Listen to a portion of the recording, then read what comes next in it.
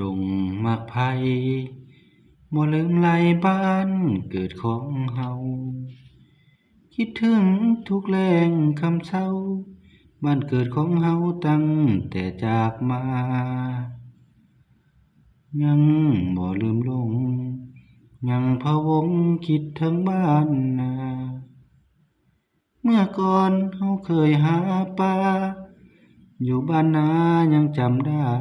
ดีที่เฮาจากมาอุลาใจแทบสลายเคยมีอดีตกับพี่น้องเพื่อนพูงทั้งหลายคิดเห็นพ่อแม่ปู่ย่าตายายจักเป็นจังใดสบายดีบ่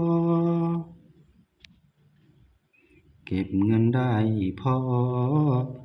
สิขอกลับคืนบ้านเฮาโอ้หนอหัวอกคนเศร้าตอนกินข้าวน้ำตาจะไหล